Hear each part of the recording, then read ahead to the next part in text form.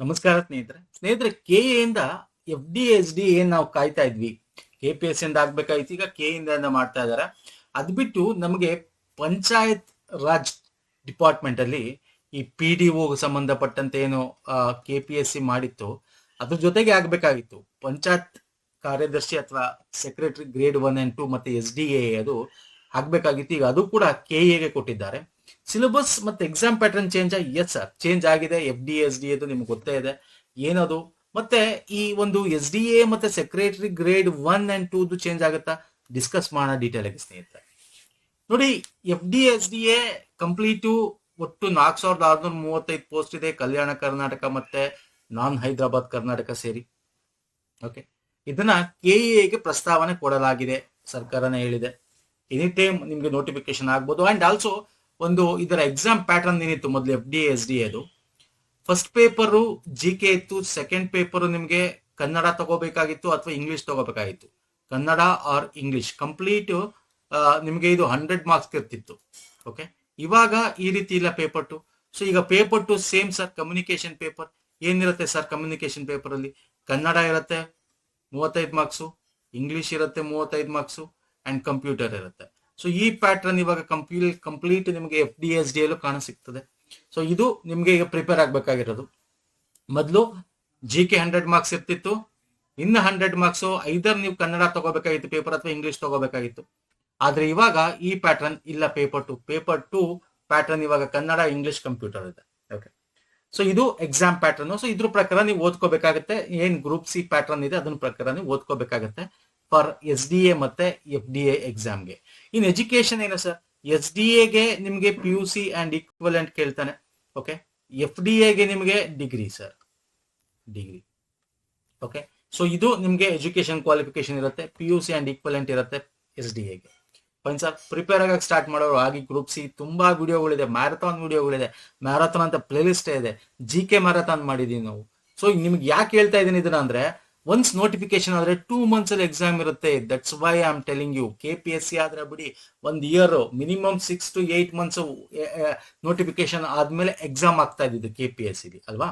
ಆದ್ರೆ K A ಮಾಡ್ತಾ ಇರೋದ್ರಿಂದ, ಕೆ ಎ ಕೊಟ್ಟಿರೋದ್ರಿಂದ ನಿಮಗೆ 2 months ಅಲ್ಲಿ ಎಕ್ಸಾಮ್ ಇರುತ್ತೆ. ಎಕ್ಸಾಮ್ಸ್ 2 months ಅಲ್ಲಿ ಇರುತ್ತೆ ಸ್ನೇಹಿತರೆ. ಹಂಗಾಗಿ ನಿಮ್ಗೆ ಇವಾಗ ನಾನು ಅದನ್ನೇ ಹೇಳಿದ್ದು ನಿಮ್ಗೆ, ನಾವು ಮುಂಬರುವ ನೇಮಕಾತಿಗಳಂತೂ ತುಂಬಾ 6 ತಿಂಗಳಿಂದ 1 ವರ್ಷದಿಂದ ಕೂಡ ಮಾಡ್ಕೊಂಡ್ ಬಂದು ಹೇಳ್ತಾ ಇದ್ದೆ. ಅವಾಗ್ಲಿಂದ ನೀವು ಕ್ಲೀನ್ ಆಗಿ ಬುಕ್ಸ್ ಗಳನ್ನ ತಗೊಂಡು ಪ್ರಾಪರ್ ಆಗಿ ಓದ್ಕೊಂಡಿದ್ರೆ ಫೈನ್. ಇವಾಗ ನೀವು ಒಂದು ಕ್ರಾಶ್ ಕೋರ್ಸ್ ಹೋಗ್ತೀನಿ ನಾನು ಅಥವಾ ಇನ್ನೊಂದೇನೋ not at all possible. Okay, ನೀವು ಸ್ಮಾರ್ಟ್ ಸ್ಟಡಿ ಮಾಡ್ಬೇಕಾಗತ್ತೆ. ಜಿ ಕೆ ಮತ್ತೆ ಕರೆಂಟ್ ಅಫೇರ್ ನಲ್ಲಿ ಇಟ್ಕೊಂಡು ಅದ್ರ ಪ್ರಕಾರ ಹೆಂಗ್ ಕೇಳ್ತಾನೆ. ಪ್ರೀವಿಯಸ್ ಕೆ ಎ ನೋಡಿ, ಕೆ ಎ ಅದಕ್ಕೆ ಕೇಳ್ತಿರೋದು. ಕೆ ಎಲ್ಲಿ ನಮ್ಗೆ 500 ಜಿ ಕೆ ಸೀರೀಸ್ ಅಂತ ಮಾಡಿದೀವಿ, ಅದಕ್ಕೆ 1000 ಆಗಿದೆ ಈಗ ಅದು. ಓಕೆ, ಅಲ್ಲಿ ನಿಮ್ಗೆ G K plus K A pattern questions ಬಂದಿರೋದು, ಜೊತೆಗೆ ಕರೆಂಟ್ ಅಫೇರ್ಸ್ ಕವರ್ ಮಾಡಿದೀವಿ.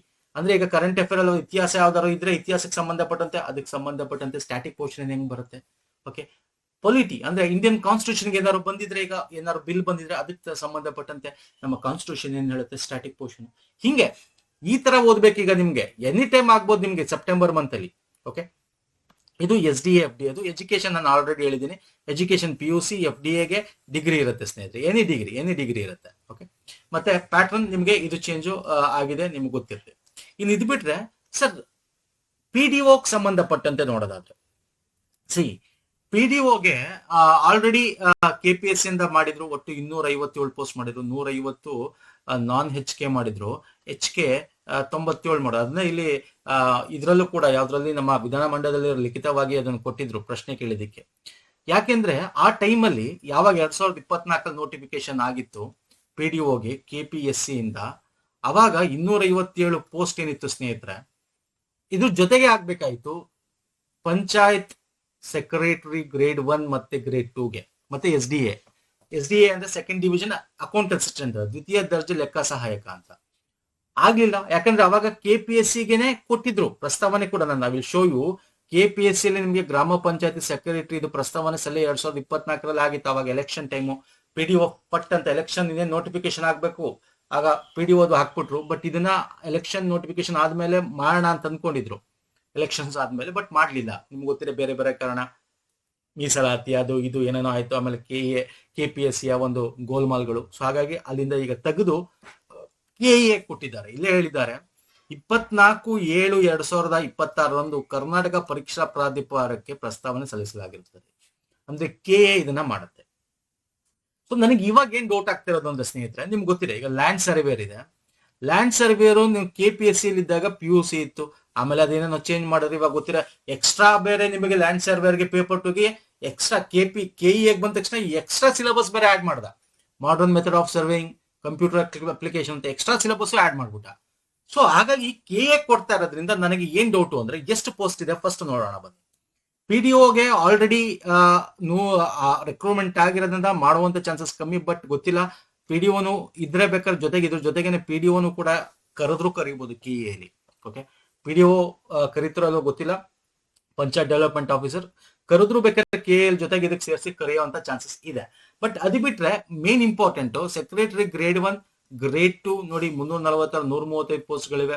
ಅಂದ್ರೆ ಇದು ಆರ್ಥಿಕ ಇಲಾಖೆ ಒಪ್ಪಿಗೆ ಆಗಿರೋದು, ಬಟ್ ಇಷ್ಟನ್ನು ಒಟ್ಟಿಗೆ ಕರೀತಾರ ಅಥವಾ ಇದ್ರಲ್ಲಿ ಅರ್ಧ ಕರೀತಾರ ಗೊತ್ತಿಲ್ಲ. ಓಕೆ, ಬಟ್ ಕರೆಯುವಂತ ಎಲ್ಲ ಒಂದು ನೋಟಿಫಿಕೇಶನ್ ಬರುವಂತ ಸಾಧ್ಯತೆ 99.99% ಇದೆ. ಮತ್ತೆ ದ್ವಿತೀಯ ದರ್ಜೆ ಲೆಕ್ಕ ಸಹಾಯಕ ಇನ್ನು ಪಂಚಾಯತ್ ಡಿಪಾರ್ಟ್ಮೆಂಟ್ ಅಲ್ಲೇ ಓಕೆ ನಮ್ಮ ಗ್ರಾಮೀಣಾಭಿವೃದ್ಧಿ ಪಂಚಾಯತ್ ರಾಜ್ ಇಲಾಖೆಲೆ FDA SDA ಕೂಡ ಇದೆ.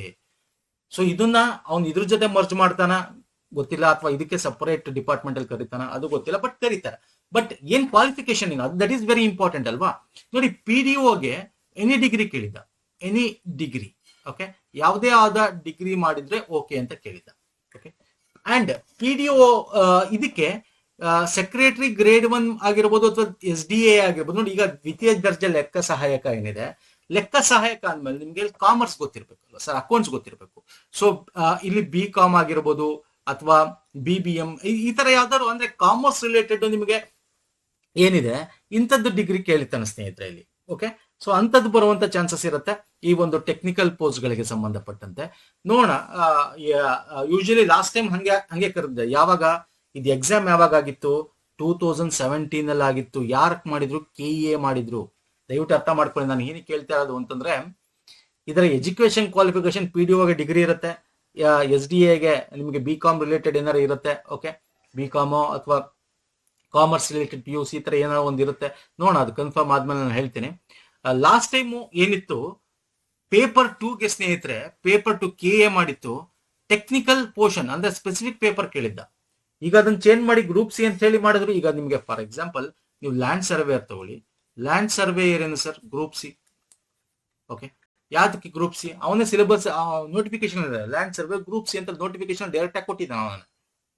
ಹಂಗಾರೆ ಇದು ಗ್ರೂಪ್ C ಅಂತ ಅಂದ್ಬಿಟ್ಟು ಪಂಚಾಯತ್ ರಾಜ್ಗೆ ಏನ್ ಮಾಡಿದ್ರು? PDOಗೆ ಪೇಪರ್ 1 ಪೇಪರ್ 2ಗೆ GK ಇತ್ತು, ಕಮ್ಯುನಿಕೇಶನ್ ಪೇಪರ್ ಇತ್ತು. ಕಮ್ಯುನಿಕೇಶನ್ ಪೇಪರ್ ಅಂದ್ರೆ ಏನು?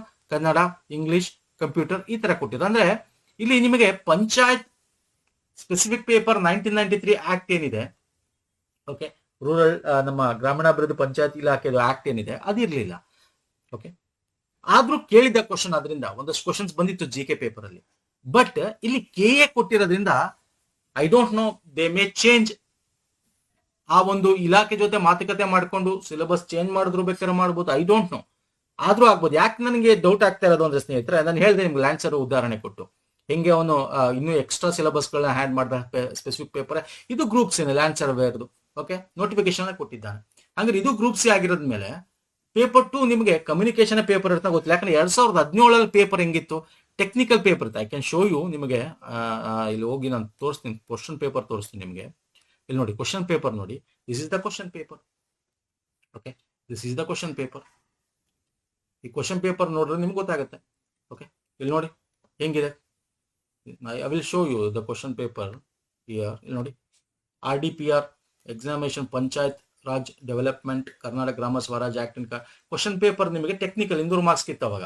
Okay, so I don't know, ಇದು ಮೇ ಬಿ ಚೇಂಜ್ ಮಾಡಿದ್ರು ಮಾಡ್ಬೋದು, ಅಥವಾ ಮಾಡದೇ ಇದ್ರೆ ಒಳ್ಳೇದು.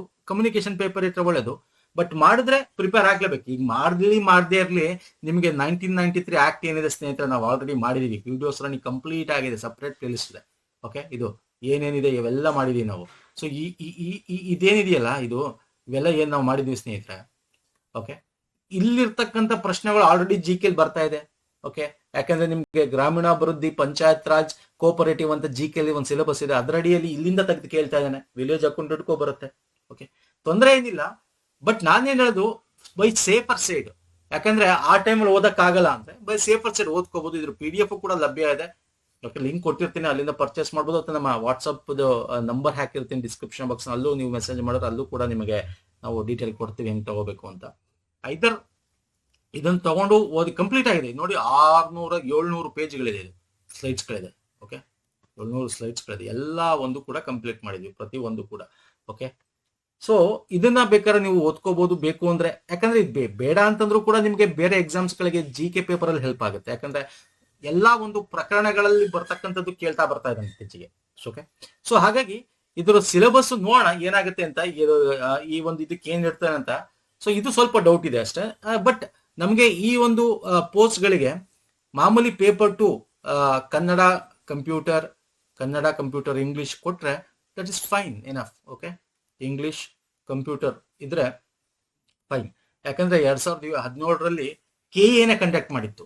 ಈ ಲಾಸ್ಟ್ ಟೈಮು KPSC ಕೊಟ್ಟಿದ್ರು ಇದು, ಬಟ್ ಈಗ again KPSC ತೆಗೆದು KA ಕೊಡ್ತಾ ಇದ್ದಾರೆ.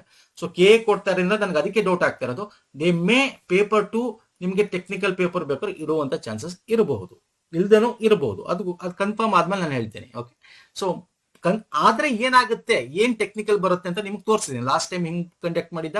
ಸೊ ಅದೇ ರೀತಿ ಈ ಸೈನು ಮಾಡಬಹುದು ಅಷ್ಟೇ. ಬಟ್ ನೋಟಿಫಿಕೇಶನ್ ನಿಮಗೆ KA ಕೊಟ್ಟಿರೋದ್ರಿಂದ ನಿಮ್ಗೆ ಎನಿ ಟೈಮ್ ನಿಮ್ಗೆ ಸೆಪ್ಟೆಂಬರ್ ಅಕ್ಟೋಬರ್ ಒಳಗೆ ಆಗುತ್ತೆ ನೋಟಿಫಿಕೇಶನ್ಸ್.